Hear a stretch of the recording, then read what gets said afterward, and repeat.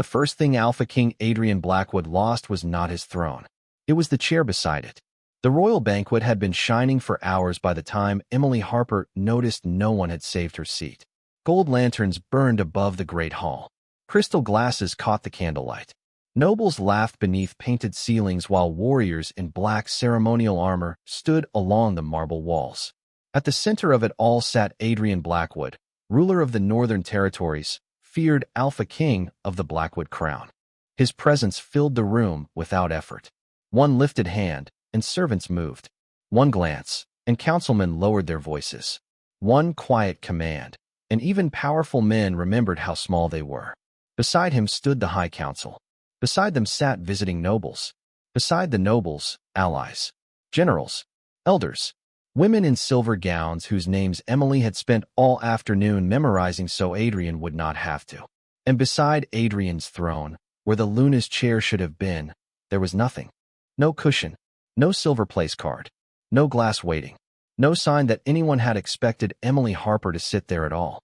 She saw it from the back of the hall, standing near the servant arch with a leather folder pressed against her chest. For a moment, she only looked at it. The empty space. Clean, polished, intentional. Then a young attendant hurried past her with a tray of wine and whispered, "Lady Emily, the Eastern delegates are asking about the seating order again." Emily blinked once. Then she turned away from the empty space. "Move Lord Carter 2 seats down," she said softly. "Do not place him near Elder Thomas. They argued over border tax last winter." The attendant nodded quickly and vanished. Another servant appeared almost immediately. "The kitchen says the Southern envoy refuses lamb. He takes fish," Emily answered. "No pepper. His physician banned it." A third voice came from behind her. "Lady Emily, His Majesty is asking for the treaty notes." Of course he was. Emily looked toward Adrian. He had not looked at her once that evening. Not when she entered the hall. Not when she corrected the musicians before they played the wrong anthem. Not when she stopped a drunken baron from insulting the Western ambassador. Not when she stood behind the room like a shadow holding every fragile piece of his kingdom together. Still, she opened the folder. She removed the treaty notes. She gave them to the messenger with calm hands. "Tell His Majesty the Northern Clause is marked in blue." The messenger bowed and left. Emily remained where she was. Behind the room. Near the arch, close enough to be useful. Far enough to be forgotten. That had become her place long before anyone said it aloud. 3 years as Luna. 3 years of waking before sunrise to prepare council reports Adrian rarely thanked her for reading. 3 years of sitting alone at dinners because emergency meetings always became more important. 3 years of hearing servants lower their voices when she passed, not out of respect, but pity. At first, Emily had defended him. He is busy. He carries too much. A king cannot love gently in public. She had repeated those excuses so often they had begun to sound like prayers. Tonight, even the prayers felt tired.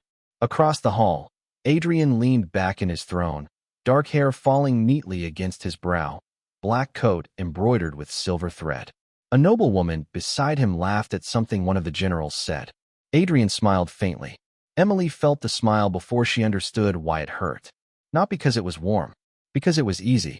She could not remember the last time he had smiled at her without needing something afterward.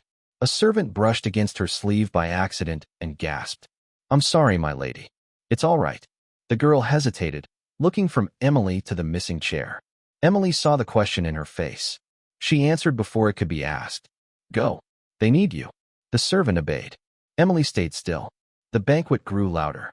Applause rose when Adrian lifted his glass. The entire hall followed him, hundreds of hands raising crystal toward the crown. "To loyalty," Adrian said.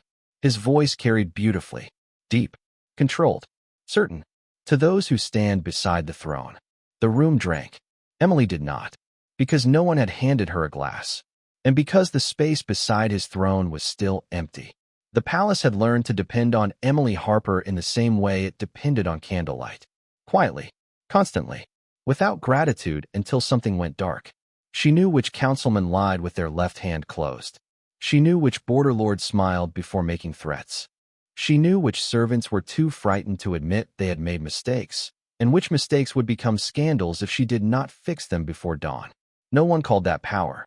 They called it helpfulness. Emily had once called it love. near the servant arch. She watched the banquet continue around the empty place where she should have been sitting.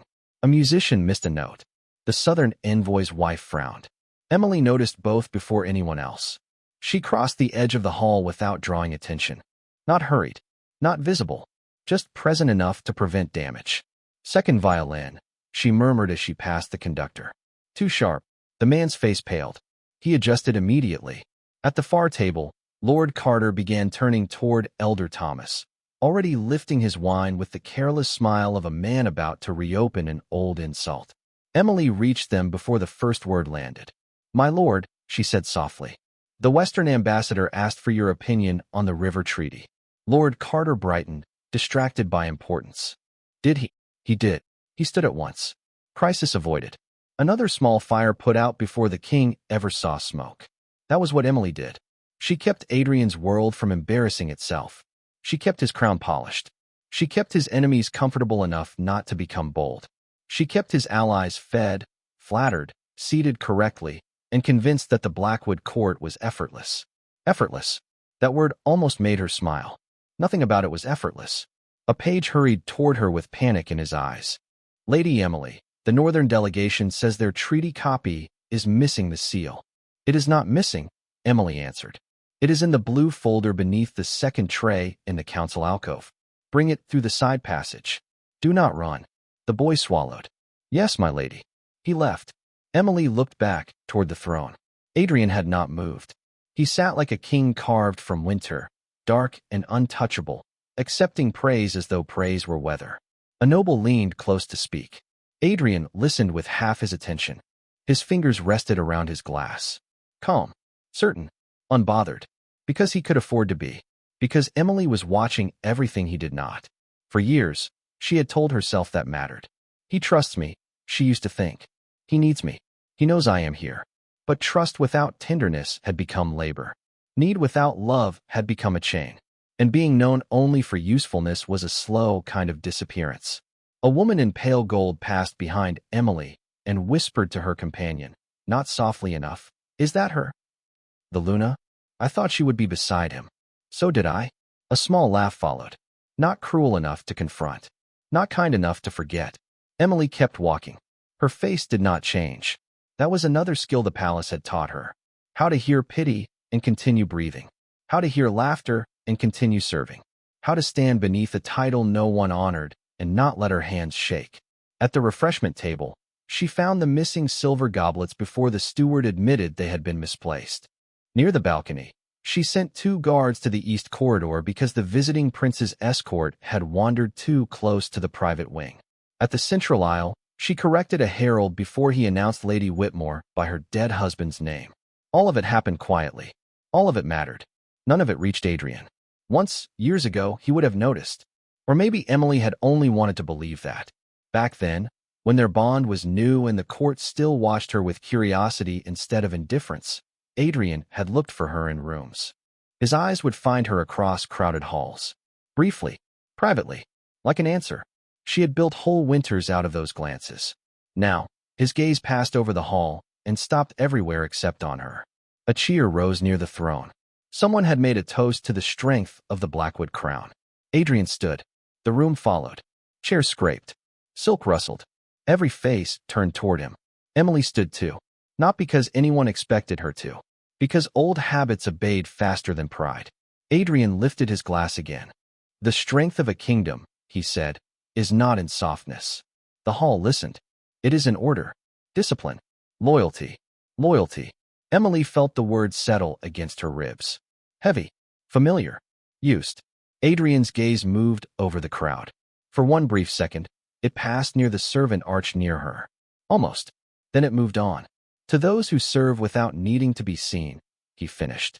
Applause filled the hall. Loud. Warm. Devoted. Emily stood completely still. Because everyone clapped. Everyone smiled. Everyone praised the kind of loyalty that erased the person giving it. And no one realized the woman who had served without being seen was finally beginning to understand what invisibility had cost her.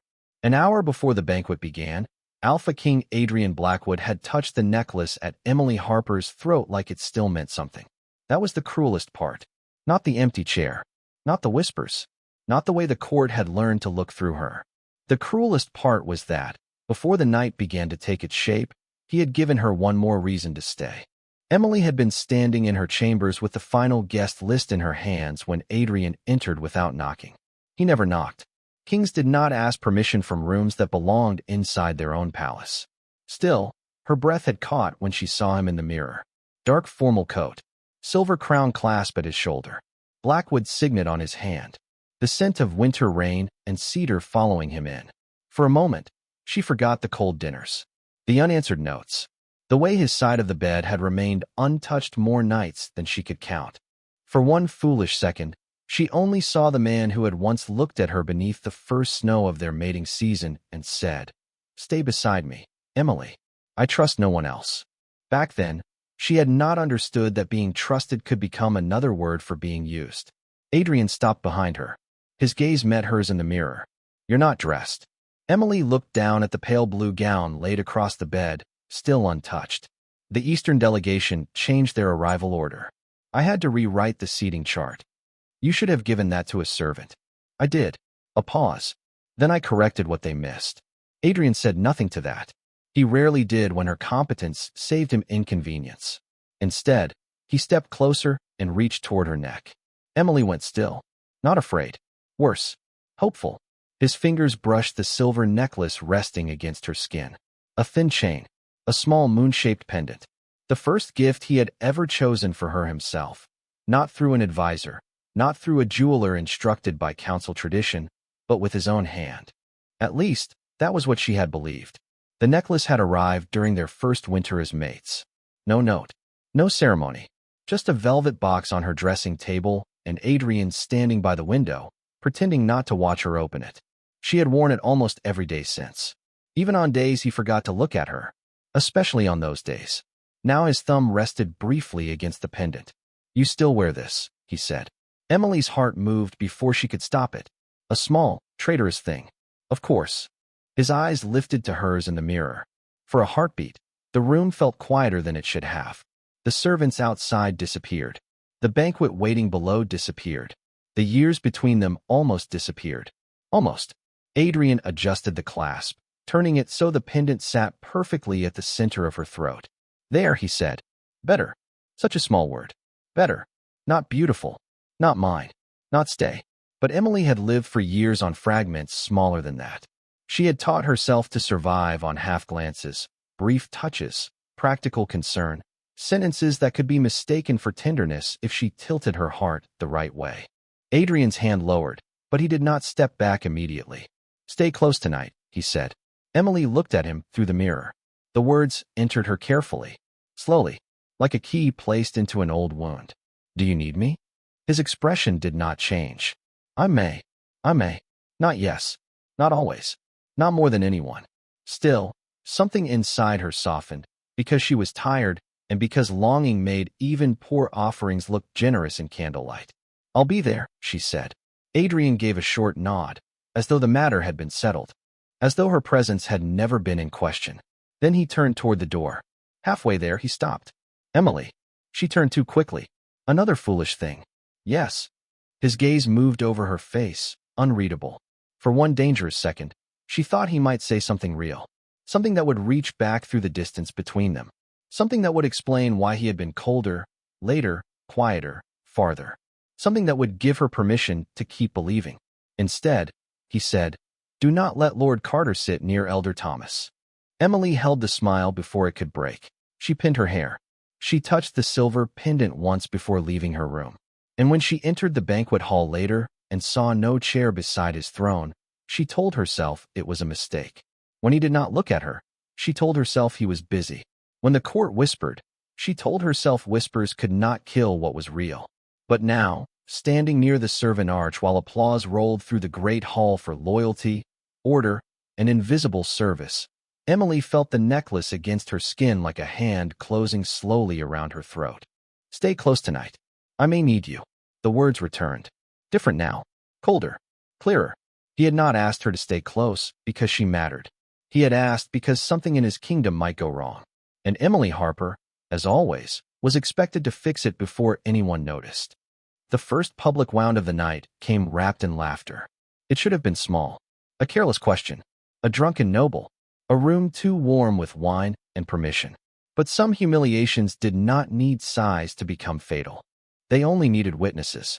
Emily Harper was near the central aisle when it happened, carrying a sealed note from the northern envoy toward the council table.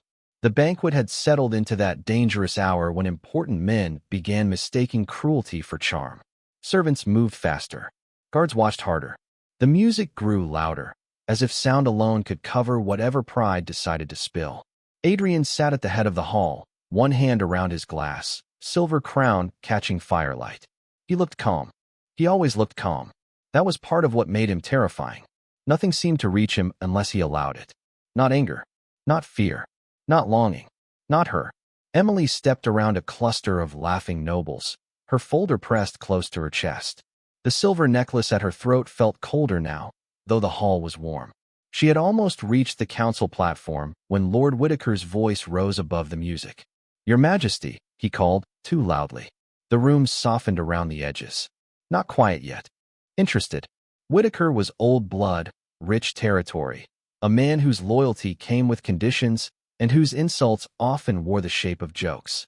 His cheeks were flushed from wine. His smile was wide enough to warn anyone paying attention. Emily stopped without meaning to.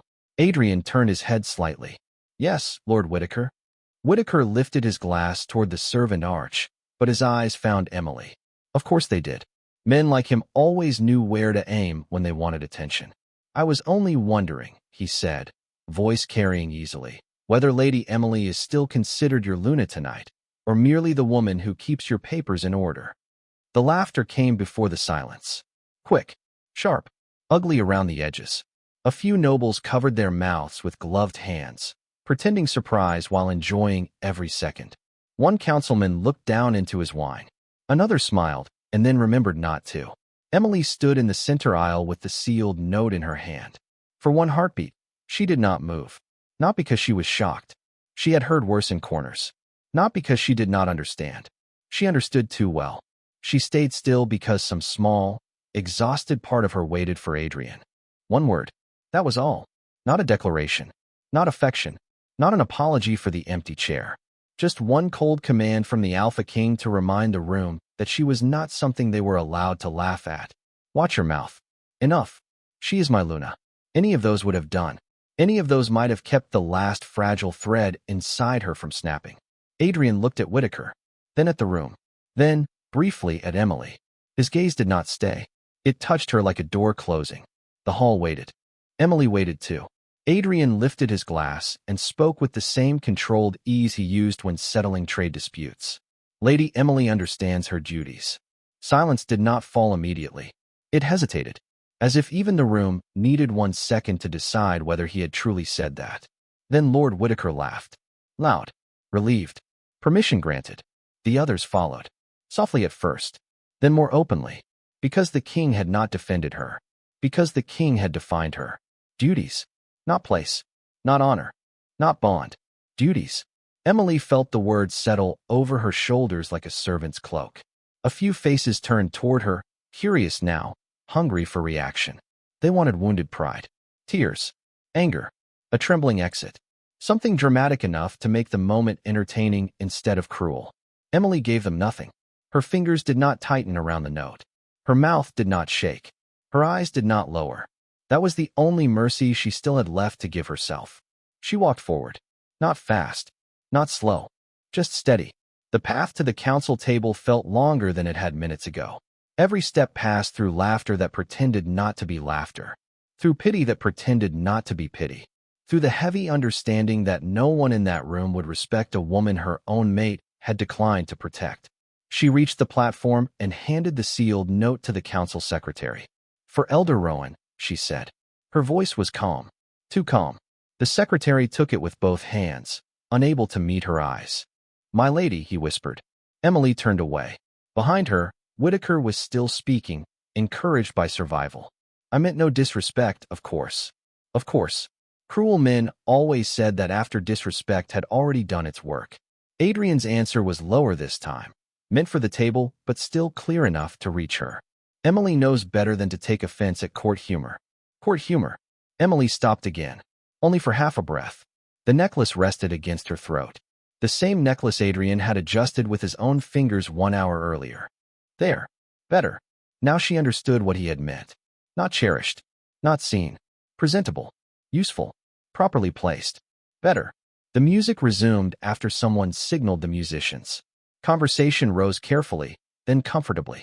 The banquet healed itself around the wound as if nothing important had happened. That, more than the laughter, told Emily the truth. Her humiliation had not disturbed the room. It had restored it. Everyone knew where she stood now. So did she. She continued toward the side corridor, each step quieter than the last. No tears. No confrontation. No shattered expression for the court to remember. Only the soft brush of her gown against marble. Only the cold weight of silver at her throat. Only one thought, clear and final, forming beneath the applause that had already begun again.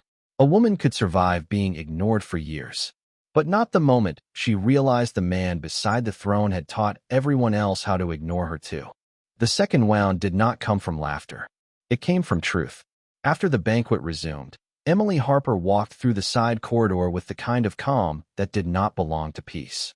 The sealed note was delivered. The seating mistake was corrected. The Southern envoy had fish without pepper. Lord Carter had been redirected twice before he could insult anyone important. Everything continued. That was the unbearable part. The kingdom kept moving after her humiliation, as if humiliation were only another small inconvenience she was expected to manage. Behind her, music swelled again beneath the painted ceiling. Glasses chimed. Nobles laughed more softly now, careful for a while, but not sorry. Servants passed with lowered eyes, each one pretending not to have heard what everyone had heard. Lady Emily understands her duties. Court humor. The words followed her down the hall. Not loudly. Worse. Clearly. Emily held the remaining council folder against her chest and continued toward the western wing. Adrian would need the amended military reports before the private council began. He always needed them after banquets, when wine made men careless and ambition made them honest. She knew that. Of course she knew that. Knowing what Adrian needed had once felt intimate. Now it felt like another form of captivity. The western corridor was colder than the banquet hall. Lanterns burned low along the marble walls. Rain tapped gently against the tall windows. Not yet a storm, only a warning. Her reflection moved beside her in the glass. Pale gown, straight posture, silver necklace. A Luna no one had seated. A wife no one had defended. A woman still carrying documents to the man who let a room laugh at her. At the corner before the council chamber, Emily slowed. Voices came from beyond the closed doors. Male voices. Adrian's among them. She recognized it immediately, even through wood and distance. That had always been one of the humiliations of loving him. Her body knew him before her mind had permission to decide whether it wanted to. She stepped closer, not to listen. At least, that was what she told herself. She had come to deliver the reports. That was all. Then Lord Whitaker's voice rose from inside, amused and comfortable. You handled that well, Your Majesty. A few men chuckled. Emily stopped. Her fingers tightened once around the folder. Inside the chamber, a glass touched wood. Adrian answered, handled what? The Luna. Whitaker laughed again, softer now that the doors protected him. For a moment, I thought she might actually make a scene. Another voice joined in. She looked pale enough. She always looks pale, someone muttered. More laughter. Emily did not breathe. Not fully. She stood in the shadow beside the chamber door, rain whispering across the windows behind her, and waited for the correction that had not come in the banquet hall. Surely here. Privately, perhaps. Away from witnesses. Surely now he would say enough. But Adrian only exhaled. She won't make a scene. The certainty in his voice was worse than anger. Whitaker hummed. You sound confident. I know her. 3 words. Simple. Possessive. Wrong. Emily felt something cold begin to settle beneath her ribs. A councilman spoke next. Do you ever worry she'll leave? The room laughed before Adrian answered. Because the question itself sounded ridiculous to them. Because Emily Harper leaving was not a possibility in that palace. It was a joke. A servant leaving her post. A candle deciding not to burn. A chair walking away from the throne. Adrian's reply came calm and immediate. She won't. Whitaker asked, because she loves you? A pause. So small no one inside seemed to notice it. Emily noticed. She noticed everything. Then Adrian said, "Because she is useful." Silence inside her. Not outside. Outside. The men merely shifted, amused, waiting. Adrian continued, each word placed with careless precision. Loyal. Quiet. Easy to manage. Laughter followed. Warm. Familiar. Approved. Emily looked down at the folder in her arms. The amended military reports. The border summaries. The names of soldiers she had stayed awake sorting by rank because Adrian hated disorder in council sessions. Useful. She thought of the empty chair. Loyal. She thought of every night she had waited for footsteps that never came. Quiet. She thought of swallowing insult after insult because dignity had seemed safer than pleading. Easy to manage. There it was. Not an accident. Not court humor. Not a poor choice of words spoken under pressure. A definition. His definition. Her years of patience reduced to obedience. Her love mistaken for predictability. Her silence studied, measured, and used against her. Whitaker laughed again. And if one day she stops being quiet? She won't, Adrian said. Not cruelly. That almost made it worse. He sounded certain in the way a man sounded when speaking about furniture remaining where it had been placed. A chair beside the throne. A necklace around a throat. A woman in the background. Emily's hand rose slowly to the silver pendant. The metal was cold now. No, not cold. Clarifying. Inside the chamber, the conversation moved on. Northern borders. Tax disputes. Military escorts. Important things. Real things. Things worthy of the Alpha King's attention. Emily stepped back from the door. Carefully. Quietly. The folder remained in her arms. For one strange second, she considered walking in anyway. Delivering the reports. Standing where they could see her. Letting them choke on the knowledge that she had heard every word. But no. That would give them a scene. That would give Adrian something to manage. An apology to offer. An explanation to shape. A wound to minimize. Emily was done handing him things to control. So she turned. One step. Then another. Her gown brushed against the marble. The rain grew heavier at the windows. Behind the council doors, Adrian Blackwood continued speaking with the steady confidence of a king who believed everything useful would still be waiting when he called for it. Emily walked away with the reports still in her hands. Not crying. Not shaking. Not broken. Worse. Certain. By the time she reached the end of the western corridor, the last fragile part of her that had still belonged to him had gone completely silent. Emily Harper had expected pain to be louder. For years, she had imagined that if her heart ever truly broke, the world would know. Perhaps glass would shatter. Perhaps the bond would scream. Perhaps her knees would fail beneath her before she could take another step. But nothing happened. That was what frightened her most. Nothing. No sob tore from her throat. No frantic breath escaped her. No desperate need to turn back and demand an answer pulled her toward the council chamber doors. She simply walked. One corridor. Then another. The amended military reports remained in her arms, heavier now than paper should have been. Rain thickened against the windows, blurring the palace gardens into long silver lines. Lanterns flickered along the walls as if even the flames were unsure whether to keep burning. Emily passed 3 servants near the east stairwell. All 3 bowed. All 3 looked away too quickly. They had heard about the banquet. Of course they had. Humiliation traveled faster than royal orders. Emily gave them a small nod and continued. Her face remained calm. Her steps remained even. Inside, something had gone very still. Not dead. Not yet. Stillness was different. Stillness was the moment a wounded animal stopped running because it finally understood the trap. Useful. Loyal. Quiet. Easy to manage. The words did not strike her again as she walked. They settled. That was worse. A wound could be survived when it was sharp. A sharp thing announced itself. It could be pulled out. It could be named. But this truth had no edge. It was everywhere. It was in the empty chair beside Adrian's throne. In the way servants came to her for solutions, but never for comfort. In the way nobles laughed at her only after checking whether the king would object. In the way Adrian touched her necklace before asking her to manage his guests. In the way he said, "I know her," as if knowing her meant knowing how much she would endure. Emily reached the small alcove outside the library and stopped. Not because she needed rest. Because her reflection waited in the dark window. For a long moment, she looked at herself. Pale skin, soft face, rounded cheeks that had made court women call her sweet when they wanted to sound kind and ordinary when they did not. A body too soft for the warrior halls. A smile too gentle for royal politics. A Luna who had spent years trying to become useful enough to be irreplaceable. She almost laughed then. Almost. Because she had succeeded. She had become irreplaceable. And still, he had not loved her better. That was the difference she had avoided naming for too long. Being needed was not the same as being cherished. Being trusted with burdens was not the same as being protected. Being familiar was not the same as being chosen. And being difficult to replace was not the same as being valued. Emily lowered the folder onto the library table. Carefully, neatly. Habit survived even when devotion did not. She opened the top report and saw her own handwriting in the margins. A correction to the Northern troop count. A reminder about Elder Rowan's allergy to inkthorn tea. A note that Adrian should not agree to the Western road tax unless the Southern Bridge Clause was secured first. She had written all of it before sunset. For him. For his counsel. For a kingdom that had watched her be humiliated and then returned to its music. Her fingers rested on the page. The ink was dry. Her patience was too. A strange calm entered her then. Cold at first. Then clean.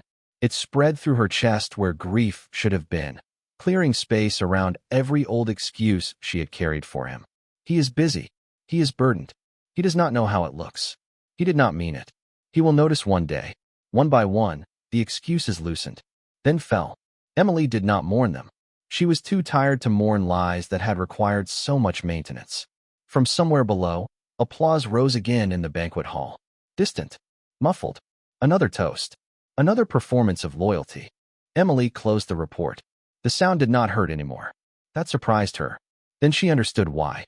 The pain had not begun tonight. Tonight had merely removed the kindness from it. She had been losing Adrian for years. At dinners. At doors. At council tables. In beds too wide for one person. In conversations where her name appeared only when something needed fixing. Tonight had not broken her heart. It had stopped her from pretending the pieces still belonged to him. Emily touched the necklace at her throat. This time, she did not remember his fingers. She remembered her own. All the mornings she had clasped it herself. All the nights she had kept wearing it after he forgot to see it. All the times she had mistaken endurance for devotion. Slowly, she let her hand fall. Not yet. She would remove it properly. In her room, where no one would watch. Where no one would turn her decision into gossip before she had finished making it. A guard's footsteps sounded at the far end of the corridor. Emily picked up the folder again before he appeared, because old instincts still knew how to hide a revolution behind ordinary movement. The guard bowed. Lady Emily. His Majesty may need those reports soon. Emily looked at him. The sentence should have pulled her back. It would have, yesterday. Yes, she said softly. The guard waited. Emily held the folder closer, calm as winter. Then he should have valued the person who prepared them.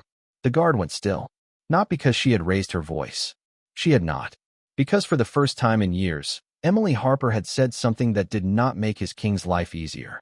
She walked past him before he could answer. Down the corridor. Away from the council chamber. Away from the banquet.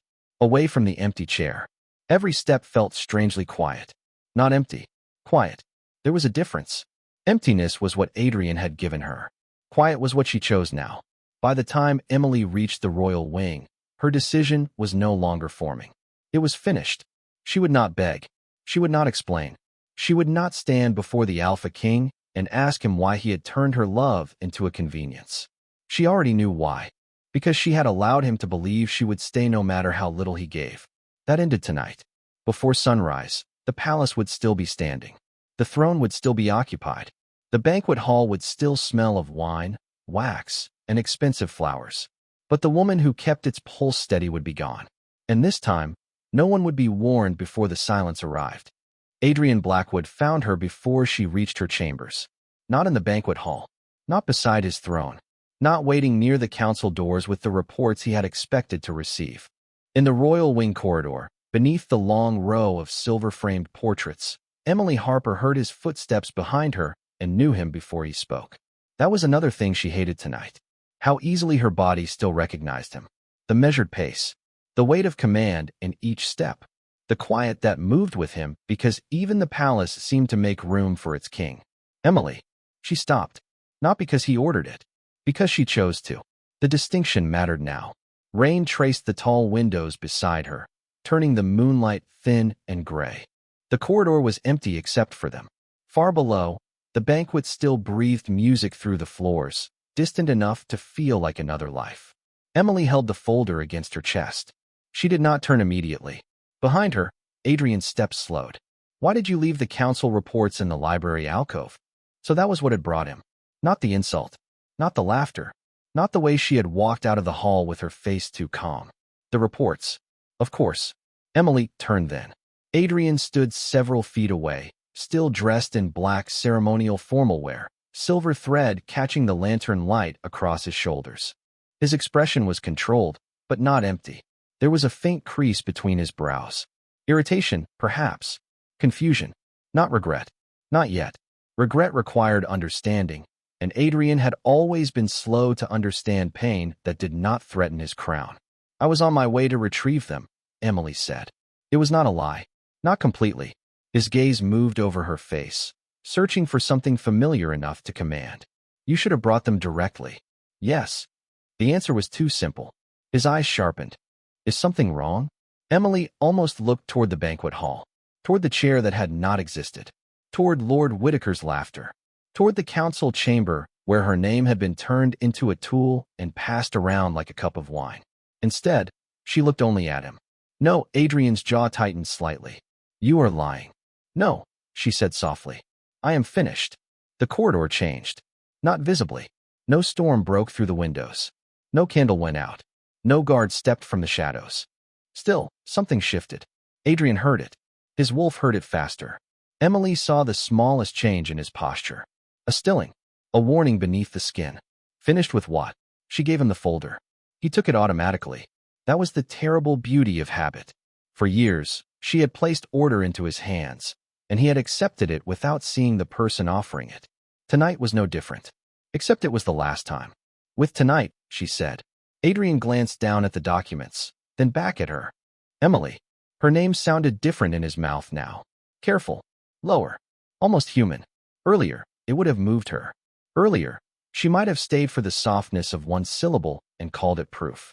But the last fragile part of her that belonged to him had gone quiet in the western corridor.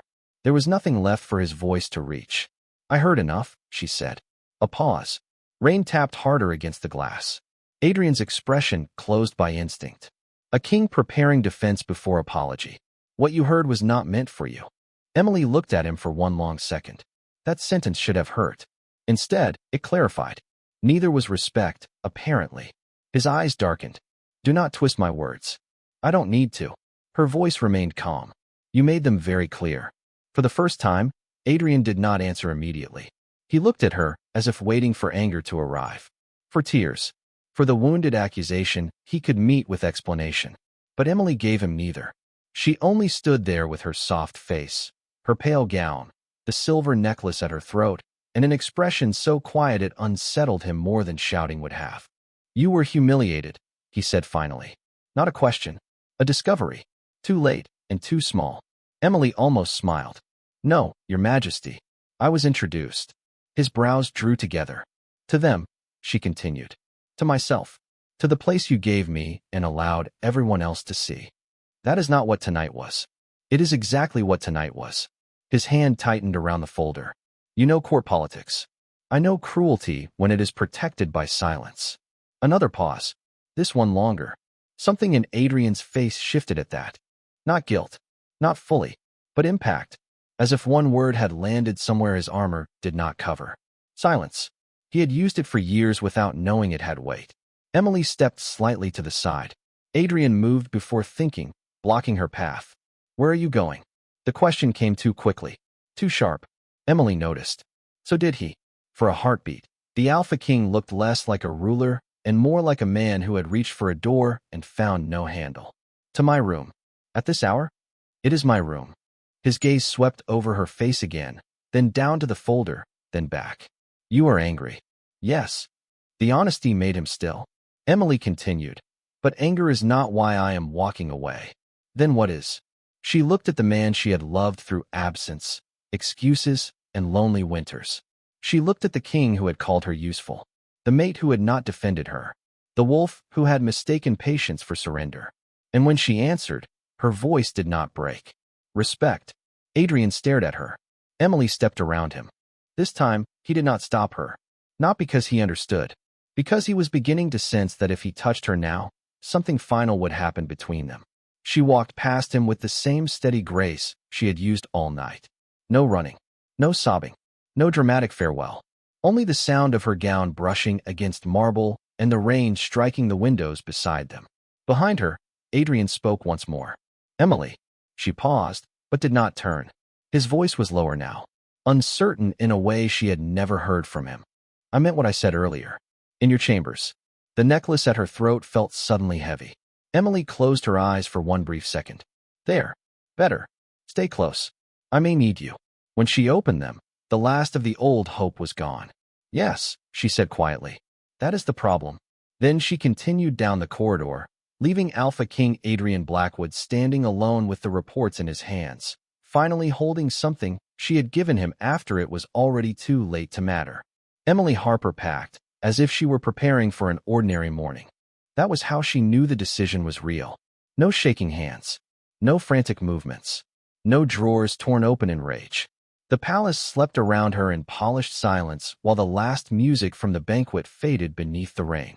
Somewhere far below, servants would still be clearing crystal glasses from long tables.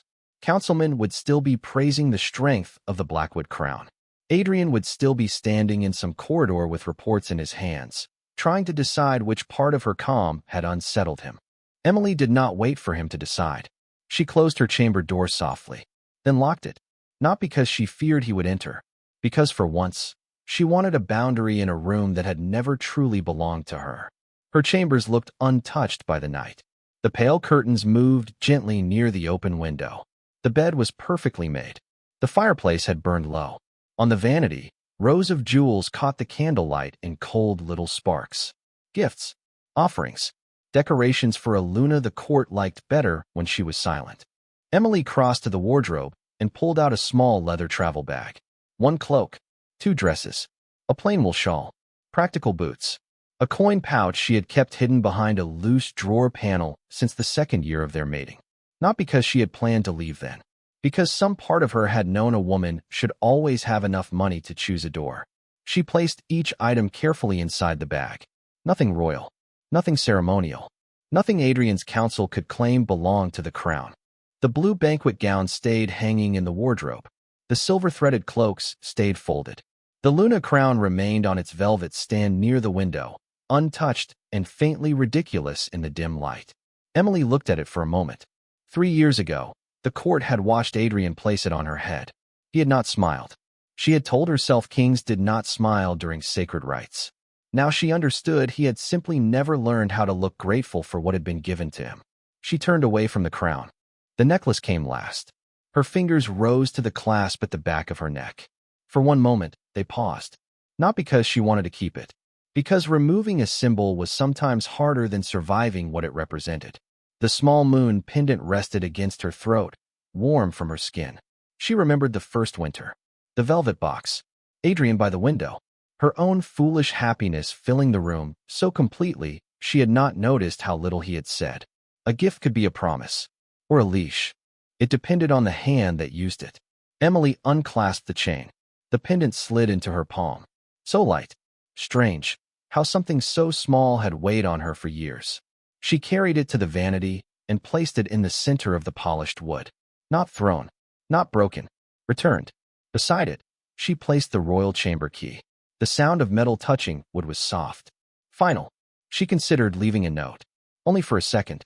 Then the thought passed. A note would explain. An explanation would invite an answer. An answer would become another way for Adrian to stand in front of the door and call her pain misunderstanding, politics, exhaustion, timing. No. If he wanted reasons, the palace was full of them. The empty chair. The laughter. The council door. His own words. Emily moved to the writing desk and gathered the personal papers that belonged only to her. Her mother's faded recipe card. A small map of the Eastern Road. A sealed letter from a childhood friend in Vermont. Never answered because Adrian had needed her during the week it arrived. She packed those, then stopped before the mirror. The woman looking back at her was pale, soft, round-faced, too gentle for the kind of court that confused cruelty with strength. But she did not look weak. Not anymore. She looked finished. A knock sounded at the door. Soft. Careful. My lady. Emily closed her bag before answering.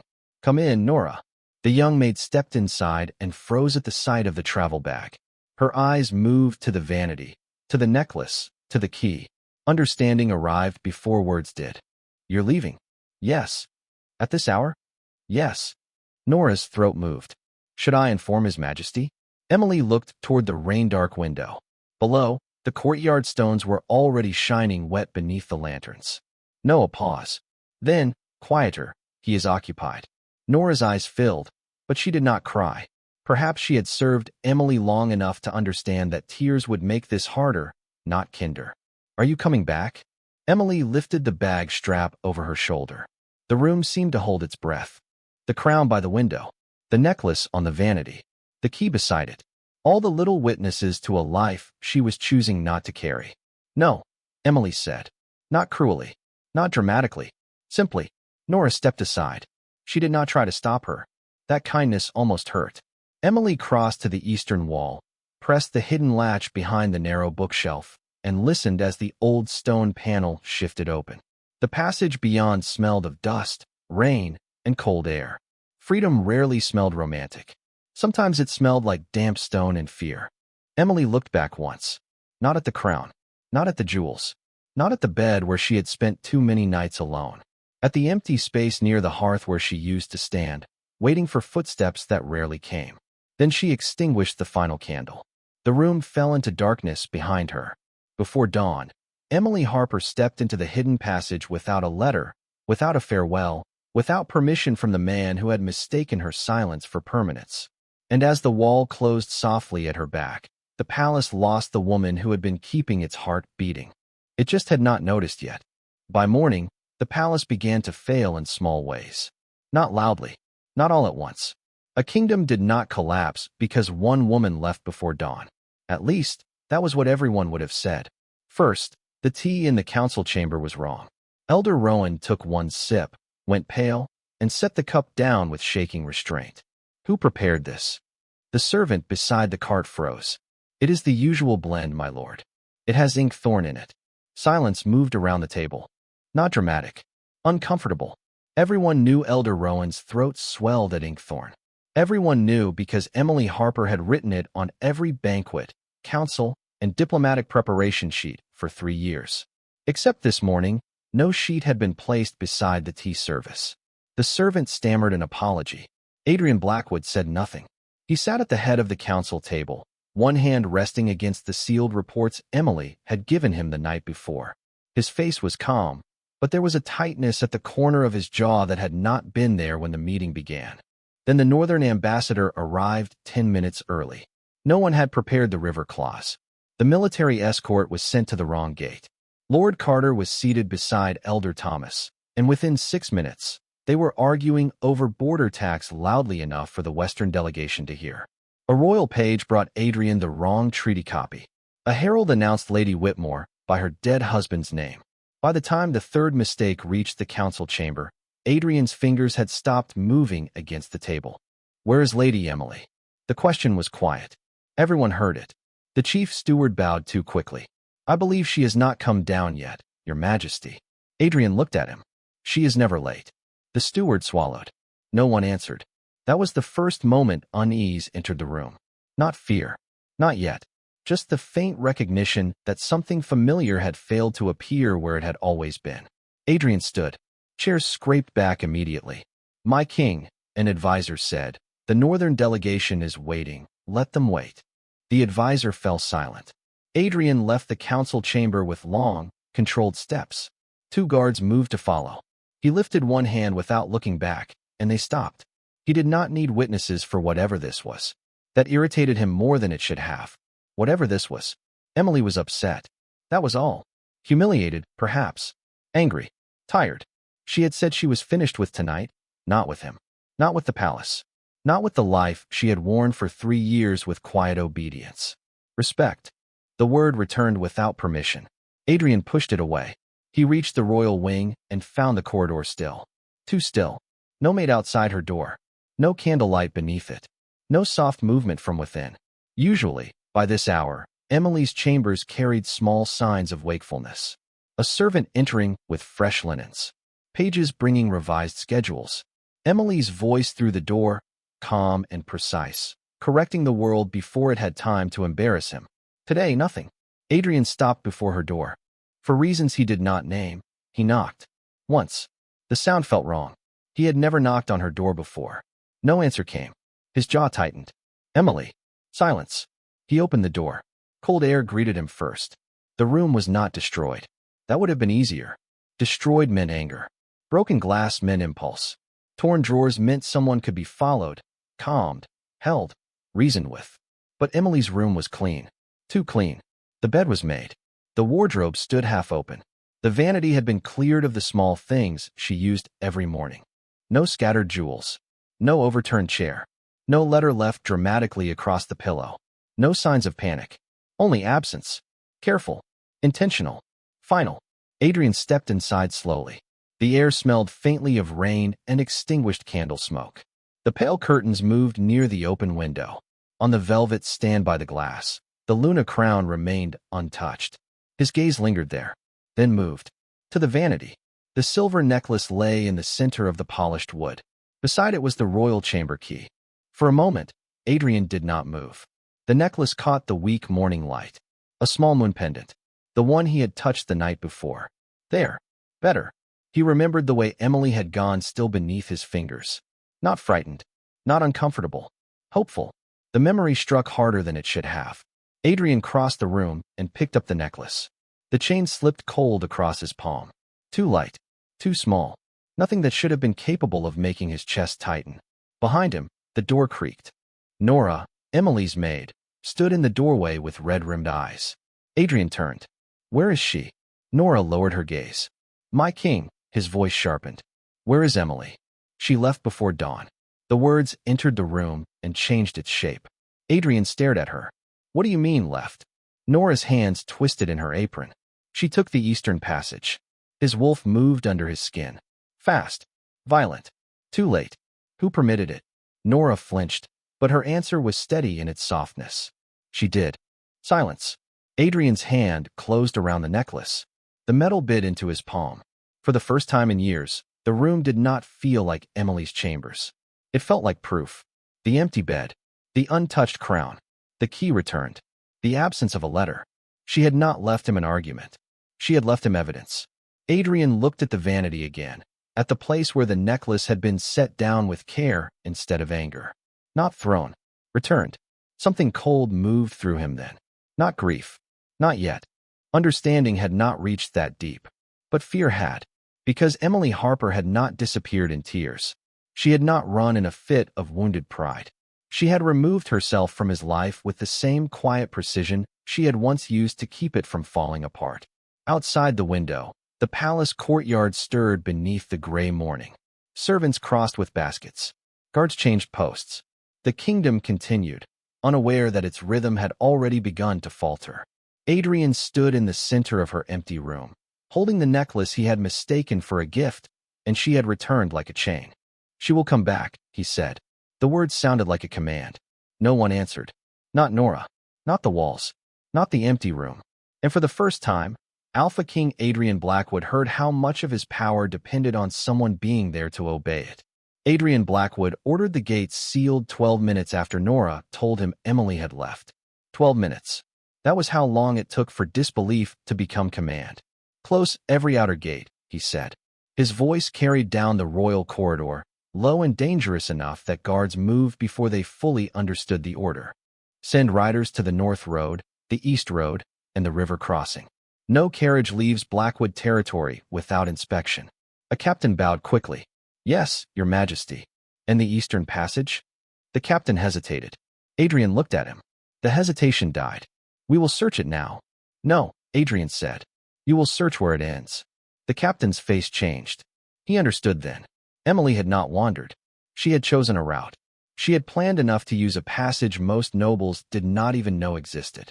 Not the front gate, not the ceremonial bridge, not the roads where servants might see her and ask gentle, inconvenient questions. The Eastern Passage. Old stone.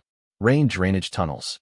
A path used by royal staff during sieges and by kings who did not want the court to know where they were going. Adrian knew of it.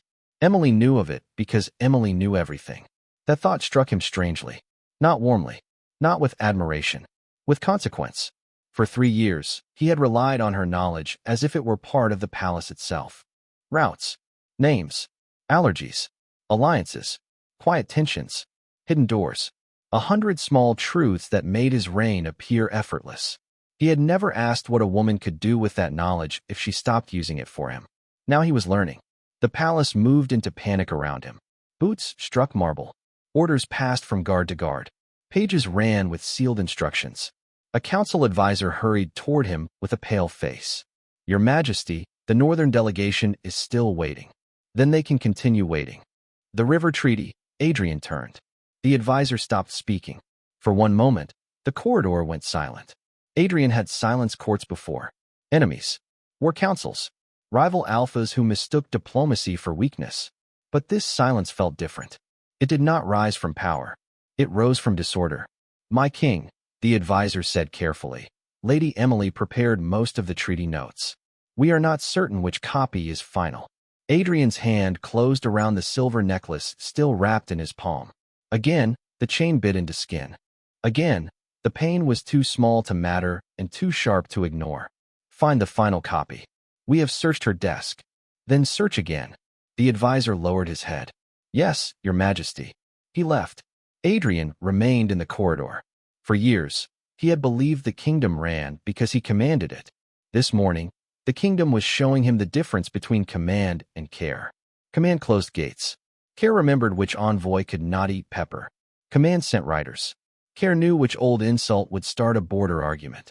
Command demanded the final treaty. Care had already marked it in blue before anyone knew it would be needed. And he had called that useful, loyal, quiet, easy to manage. His wolf growled beneath his ribs. Not at enemies. At him. Adrian moved toward the lower courtyard before the sound could become something visible. Rain still fell, thinner now but cold enough to silver the stones. Guards were already mounting horses near the stables. The eastern sky held the pale gray of early morning. Too much time had passed. How much? Nora said before dawn. Before dawn could mean 1 hour. 2. 3. A woman on foot could vanish into forest if she knew which road not to take. A woman like Emily would know. A stable hand ran toward him, breathless. "Your Majesty." Adrian turned sharply. The East Post reports 1 cloak missing from the storage room. Brown wool. No crest. Emily's travel bag. Practical boots. No royal colors. No scent-heavy, ceremonial fabric. His chest tightened in a way he refused to name. Tracks. Rain covered most of them. Of course it had. Emily would have known the rain would help her. The same mind that arranged diplomatic seating had chosen weather as an ally. Adrian looked toward the eastern wall beyond the courtyard, where the old passage emptied near the cypress trees. "She is on foot," the captain said. "We can still catch her." Catch her. The word moved through Adrian and meant something he did not like. Catch sounded like prey, like possession, like a disobedient thing being returned. Yesterday, he might not have noticed. Today, Emily's voice returned. Respect. His jaw tightened. "Find her," he said. The captain bowed. "Bring her back," the man asked. Adrian looked toward the eastern road. Rain blurred the horizon. For a moment, he saw her as he had last seen her. Not crying, not begging, not asking him to choose.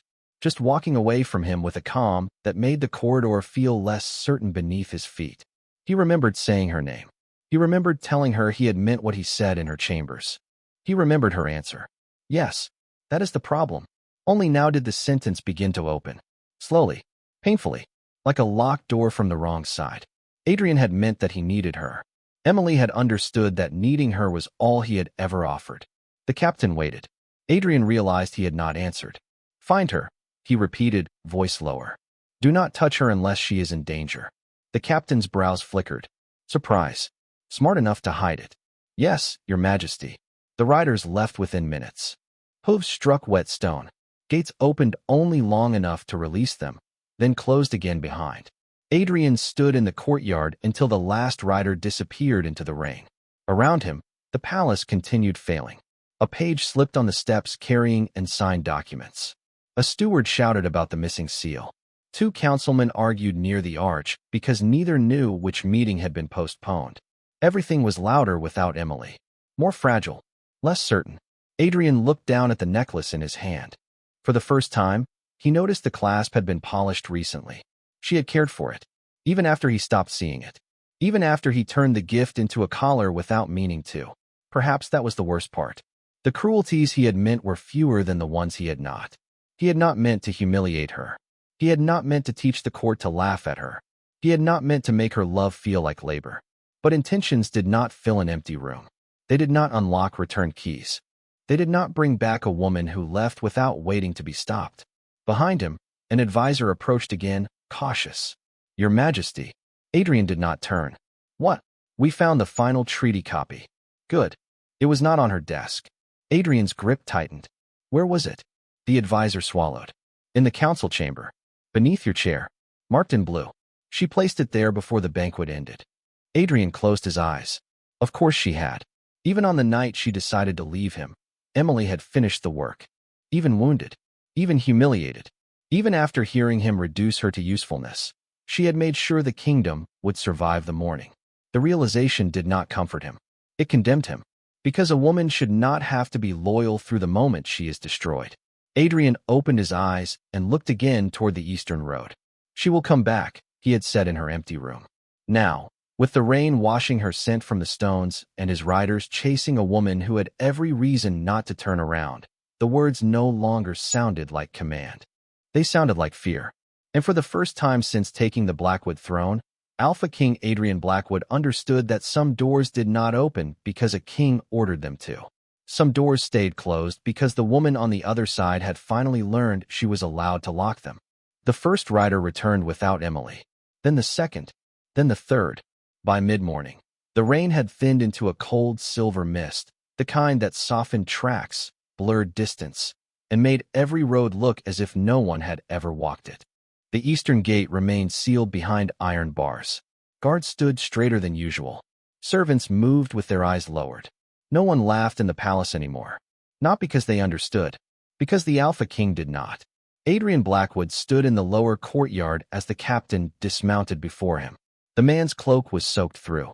Mud streaked his boots. One of his gloves was torn from gripping reins too tightly. Adrian did not ask if they had searched. The answer was written in the captain's face. Still, the question left him. "Where is she?" The captain bowed his head. "We found her trail near the Cypress outlet." Adrian's wolf surged. And it continued toward the old mill road. "Then why is she not here?" The captain swallowed. "Because she did not stay on the road." Silence spread through the courtyard, the kind that made even rain sound careful. Adrian stepped closer. "Explain." The captain reached into his coat and removed a strip of brown wool, damp and frayed at the edge. "We found this caught on the brambles near the eastern ravine. After that, the trail split." Adrian looked at the cloth. A cloak. Plain. No crest. No royal thread. Nothing that belonged to the woman he had dressed in silver for court and forgotten to seat beside his throne. His hand closed around the fragment. The wool was wet. Cold. Real. She crossed the ravine? "We believe so." "You believe?" "My king." The rain covered the stones. "There are no clean prints beyond it." Adrian's eyes lifted slowly. The captain went pale. "We searched both sides," he added quickly. "The lower path, the riverbank, the hunter's bridge. We sent men toward the village and the northern ridge. And no confirmed sighting. No confirmed sighting." Adrian heard the phrase. He understood each word. Still, something in him refused to arrange them into meaning. Emily Harper could not simply vanish. Not from his territory. Not from his guards. Not from him. Except she had. That was what the empty room had said. That was what the returned key had said. That was what the necklace in his pocket kept saying every time the cold silver brushed his hand. She had vanished with the same discipline she used to fix his kingdom. No wasted motion. No dramatic trace. No emotional mistake for him to follow. The captain lowered his voice. "There is one more thing." Adrian looked at him. "Speak." "At the old mill, The keeper said a woman came through before sunrise. Soft face, pale dress under a brown cloak. Traveling alone. The courtyard tightened around Adrian's breath. Where did she go? He said she bought bread, asked for the eastern border path, and paid with silver. The eastern border leads to Greyhaven territory. Yes, Your Majesty. Greyhaven. The rival territory. Cold forests. Independent villages. A border alpha who did not bend easily to Blackwood command. Adrian felt his wolf bare its teeth beneath his skin. Not jealousy. Not yet. Something older. Possession, meeting consequence. Emily had not only left the palace. She had walked toward land where his orders weakened, where his name opened fewer doors, where bringing her back would require more than command. For the first time that morning, Adrian understood the intelligence of her departure. She had not fled blindly. She had chosen the one direction where his power would thin with every mile. The captain continued carefully. We can send a formal request to Greyhaven's border guard. No, the answer came too fast. Everyone heard it. A formal request would mean admitting the Luna had left. Admitting she had left would mean explaining why. Explaining why would mean the court asking questions Adrian had no clean answer for. Why was the Luna not seated beside him? Why had Lord Whitaker laughed? Why had the council heard their king call her useful? Why had the woman who maintained Blackwood order chosen enemy roads before sunrise? No, the court could not know yet. But the palace already knew. That was the cruelty of absence. It did not wait for permission to become visible. Behind the captain, a steward hurried across the courtyard holding a stack of documents. Half the pages slipped from his arms and scattered across the wet stone. Two servants rushed to help. One picked up the wrong seal. Another stepped on a treaty ribbon. Adrian watched them in silence. Yesterday, Emily would have crossed the courtyard before the first page touched ground. She would have known which paper mattered, which seal belonged to which lord, which servant needed reassurance, and which one needed correction. She would have fixed the mistake so quickly no one would remember it had happened. Useful. The word returned. This time it did not sound like judgment. It sounded like exposure. He had mistaken the shape of her devotion for the purpose of her existence. The captain waited. Adrian turned back to him. Prepare my horse. The man blinked. Your Majesty? I will go myself. The courtyard froze. An advisor stepped forward immediately. My king, the council, can wait. The northern delegation can leave. The border treaty. Adrian looked at him, and the advisor stopped. For years, the crown had come first. The throne. The council. The carefully balanced machinery of rule. Emily had understood that better than anyone. She had arranged herself around it until there was almost nothing left of her that had not been shaped by his needs. And he had let her. No. Worse. He had expected it. Adrian turned toward the stables. Halfway there, Nora appeared beneath the archway. She should not have been in the courtyard. A maid did not step into royal command unless summoned. But she stood there, small and pale, both hands clenched in her apron, looking at him with the kind of fear that came from knowing the truth and deciding to speak anyway. My king. Adrian stopped. The guards looked at her. The captain looked away, as if giving her privacy he could not grant. What is it? Nora swallowed. She told me not to inform you. The words were soft. Adrian's jaw tightened. I know. No, Nora whispered. I mean before she left. She said if you wanted reasons, the palace was full of them. The courtyard went silent again. Adrian stared at her. Nora's eyes filled, but her voice held. She did not say it angrily. That should not have mattered. It did. She said it like she was tired. Tired. Not furious. Not dramatic. Tired. Adrian remembered Emily in the corridor, looking at him with an expression too calm to be repaired. Respect. Not love. Not betrayal. Respect. He had prepared himself all morning to chase a runaway wife. But Emily had not run. She had resigned from being wounded. That difference opened inside him slowly. Painfully. Nora lowered her gaze. My lady waited for many years, Your Majesty. No one moved. No one breathed loudly. A maid had said what councilmen would not. What servants had seen. What Adrian had refused to name. For a moment, anger rose in him by habit. Not at Nora. At being seen. Then it died before reaching his mouth. Because Emily had been seen by everyone except the man who should have looked first. Adrian looked toward the eastern gate. Beyond it, the road disappeared into mist. Every instinct in him demanded pursuit. Find her. Reach her. Stand before her. say her name until she turned. But another truth stood beside that instinct now. Quieter, heavier. If he reached her with only command, she would keep walking. If he reached her with only need, she would hear the same chain in a softer voice. If he reached her without understanding what he had destroyed, he would only prove she had been right to leave. Adrian pulled the silver necklace from his pocket. The small moon pendant rested in his palm. Returned. Not broken. Returned. As if Emily had not wanted to destroy what he gave her, only refuse what it had become. His fingers closed around it. "Prepare my horse," he said again. This time, his voice was lower. Less command. More consequence. The captain bowed. "Yes, Your Majesty." Adrian looked at Nora once more. Did she take anything else? Nora shook her head. Only what belonged to Emily. The answer struck harder than accusation. Only what belonged to Emily. Not the crown. Not the jewels. Not the title. Not the rooms. Not him. Adrian turned away before anyone could read his face. But as he walked toward the stables, the palace behind him felt larger than it ever had. Larger. Colder. Emptier. Because every corridor now held evidence of her absence. Every mistake carried her name. Every silence reminded him of the woman who had kept speaking through service until he taught her that no one was listening. And somewhere beyond the eastern border road, Emily Harper was walking into a world where she was no longer required to be useful in order to exist. Emily Harper reached the Greyhaven border before noon. Not because she had walked quickly, because she had not stopped. The eastern road narrowed after the old mill, losing its smooth palace stones to packed earth, then mud, then roots that curled across the path like the forest itself was trying to decide whether to let her pass. Rain clung to her cloak. Her boots were damp. Her hands were cold around the strap of her travel bag. Still, she kept walking. One step, then another. There was no carriage waiting with soft seats and warm blankets. No royal escort. No servant carrying her belongings. No one calling her my lady with pity hidden beneath obedience. For the first time in 3 years, Emily carried only what she could bear. The thought should have frightened her. Instead, it steadied something inside her. The border stone appeared between two black pines, half covered in moss.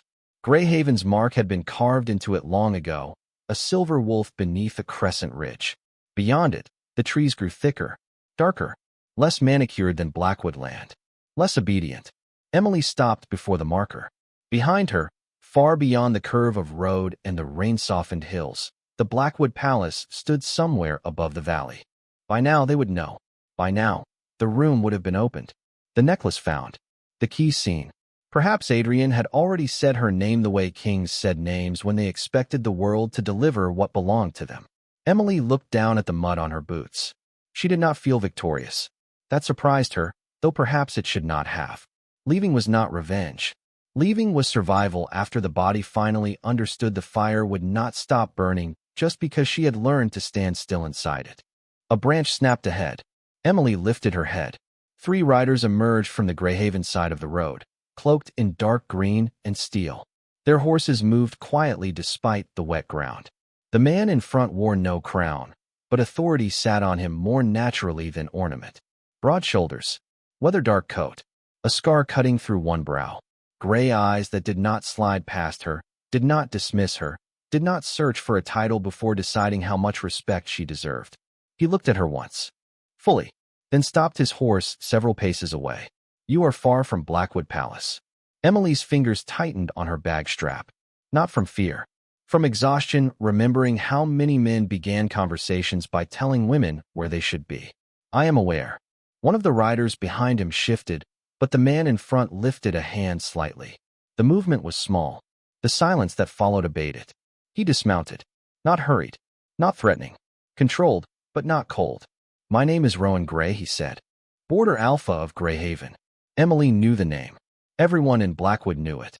Rowan Gray, the Alpha who refused 3 treaty offers, broke 2 royal engagements, and once sent Adrian's diplomatic gift back unopened because the accompanying letter had addressed Greyhaven villages as dependent settlements. Adrian had called him difficult. Emily had marked the file differently. Independent. "Emily Harper," she said. Rowan's eyes changed.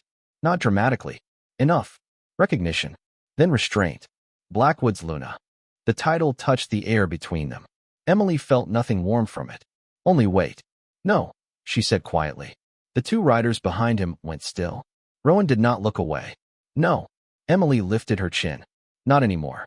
Rain gathered on the edge of her hood and slipped down beside her cheek. It might have looked like a tear to anyone careless enough to want one. Rowan was not careless. His gaze moved once to her travel bag, then to the mud on her hem, then back to her face. He did not ask if Adrian knew. He did not ask what she had done. He did not ask what a soft, pale, round-cheeked woman with no escort was doing on the enemy border before noon. Instead, he said, "Are you being followed?" Emily almost smiled. Almost. Yes. By guards. Probably. By the king. A pause. The rain answered first. I don't know. Rowan studied her. Not like property. Not like scandal. Like a person standing at the edge of a decision that had already cost too much. If you cross this marker, he said, Blackwood Command does not reach you without Greyhaven permission. Emily looked at the moss-covered stone. One step. That was all.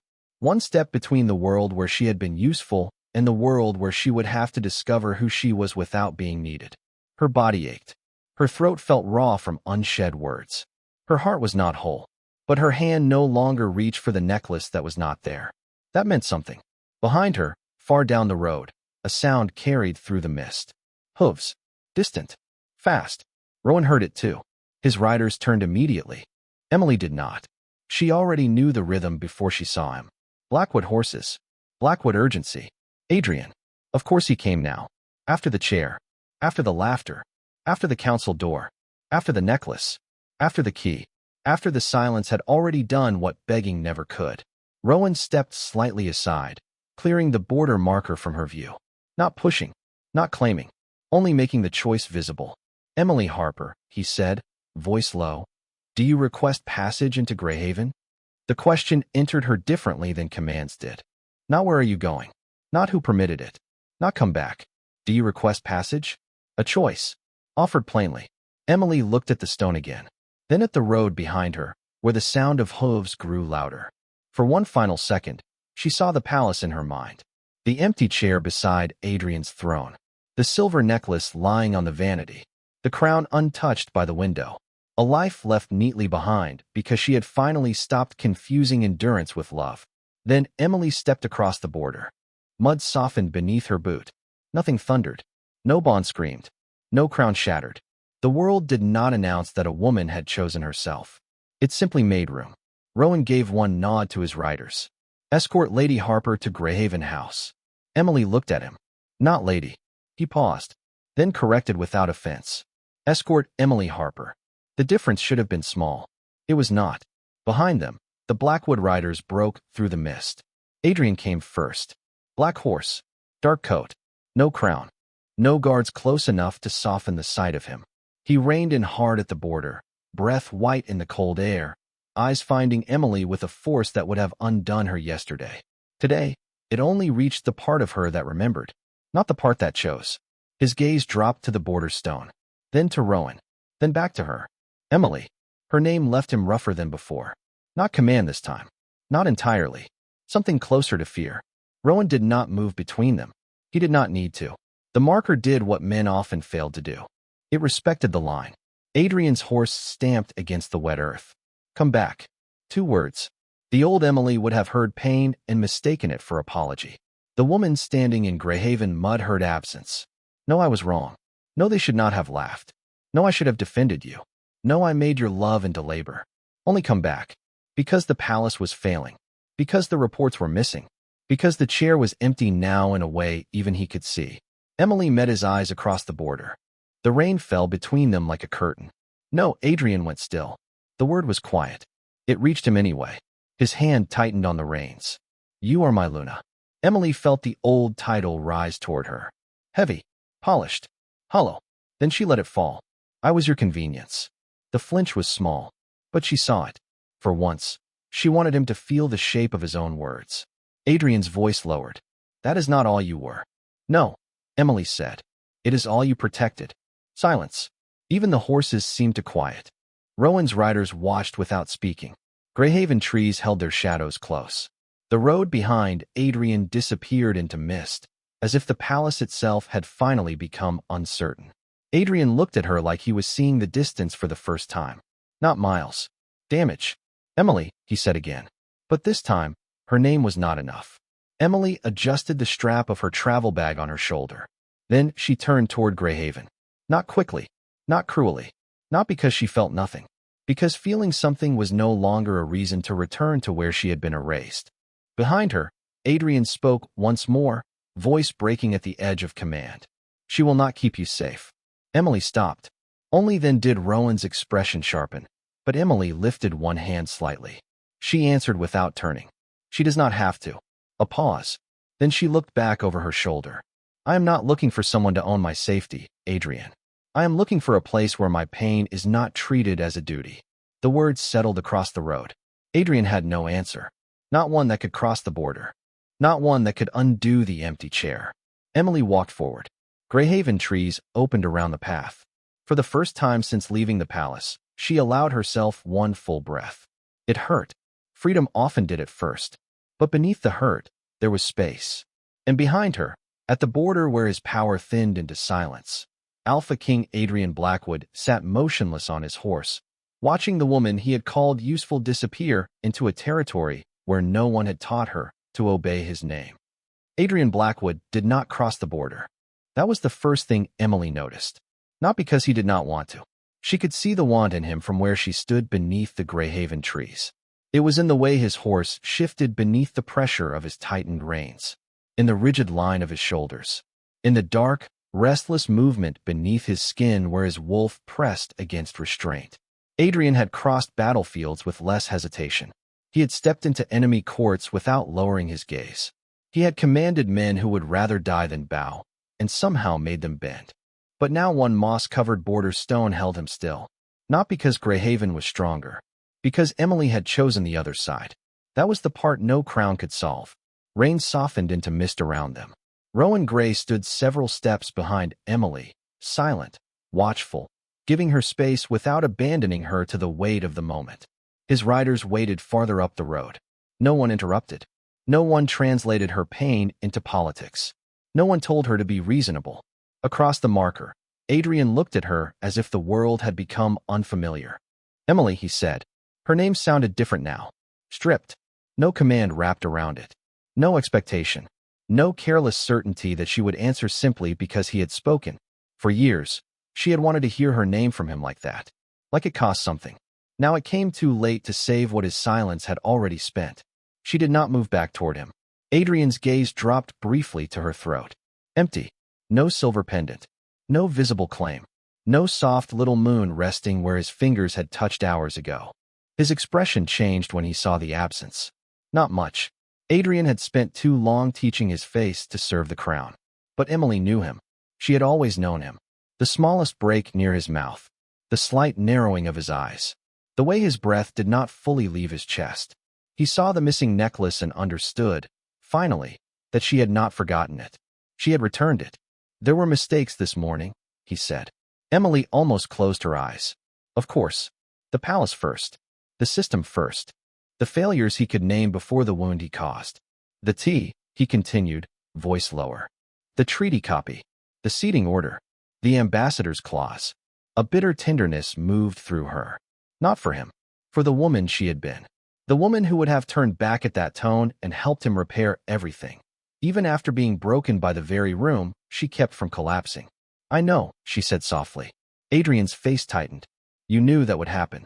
Emily looked at him through the mist. Yes. The answer struck him harder than accusation. Because it meant she had understood her value before he did. Because it meant every small failure in the palace was not a surprise to her. It was evidence. Adrian swallowed once. I did not know how much you carried. No, Emily said. You knew enough to keep handing it to me. Silence. Rowan's gaze lowered briefly, not in discomfort, but in respect for a truth that did not need help standing. Adrian's hand moved to his coat pocket. When it emerged, the silver necklace lay across his palm. Rain touched the moon pendant. It glimmered weakly, pathetic in the daylight. I never meant for this to become a chain, he said. Emily looked at the necklace. For a moment, memory rose. A winter room. A velvet box. Her own hands trembling with happiness. A younger version of herself believing a gift could fill the space where words should have been. Then the memory faded. Not because it no longer hurt, because she no longer wished to live inside it. You did not have to mean it, she said. You only had to notice what it became. Adrian's fingers closed around the chain. His voice roughened. Come home. Home. The word reached her. It searched for old softness. It found exhaustion instead. Emily looked past him, toward the road hidden by rain, toward the palace she could no longer see but could still feel like a bruise beneath the skin. That was never home, she said. Adrian flinched. This time, he did not hide it quickly enough. The palace had my room, my duties, my title, my chair when someone remembered to place it there. Her voice remained quiet. But a home does not teach everyone to laugh when you are wounded. His jaw worked once. No answer came, because there was none, not one that would matter now. I should have defended you, he said. The words were soft. Late. True. Emily felt them enter the space between them and settle there. Useless, but not meaningless. Yes, she said. Adrian looked at her with something close to desperation. Emily, I was wrong. She had imagined that sentence once. Many times. In dark rooms. At empty dinners. Beside cold windows. She had imagined him understanding, apologizing, reaching for her before she had to become this tired. But the fantasy had always required one impossible thing. Timing. You were, she said. His eyes searched hers, as if forgiveness might be hidden somewhere in agreement. It was not. I can fix it, he said. No, the word was gentle. That made it final. Adrian went still. Emily stepped closer to the border stone, but not across it. Close enough that he could see her clearly. Far enough that the line remained between them. You can repair the treaty. You can hire 3 stewards. You can command the court not to laugh at my name. She paused. But you cannot give back the years I spent becoming smaller, so your kingdom could feel effortless. Rain slipped from the edge of her hood. This time, Adrian did not mistake it for weakness. You cannot return the nights I waited, she continued. You cannot unsay useful. You cannot make loyalty feel clean again. And you cannot ask me to survive humiliation just because you finally noticed the woman who survived being ignored. Adrian's face changed. Something in him collapsed without sound. Not the king. The man beneath him. For one heartbeat, Emily saw what she had once wanted. Adrian Blackwood without certainty. Without command. Without the cruel comfort of being obeyed. But pity was not a bridge. And regret was not repair. Behind her, the Greyhaven path waited. Unknown. Unpromising. Hers. Adrian looked at Rowan then. An old instinct sharpened in his eyes. He cannot know you the way I do. Emily felt Rowan remain silent behind her. No claim. No defense spoken over her head. No possessive correction. That silence answered more than any challenge could. Emily looked at Adrian. You knew how to use me, she said. That is not the same as knowing me. The words landed cleanly. Adrian's grip tightened around the necklace until silver pressed into his skin. Will you ever come back? Emily thought about lying kindly. About saying perhaps. Someday. When the wound had softened. When the palace had changed. When he had learned the difference between needing a woman and valuing her. But kindness that created false hope was another kind of cruelty. So she gave him the truth. No, the border went completely quiet. Even the rain seemed to thin around the word. Adrian stared at her. Not as a king denied. As a man hearing the door close from the outside. Emily turned away. This time, no one called her back. Not Rowan. Not the riders. Not the forest. For several steps. She heard only mud beneath her boots and the slow breath entering her lungs.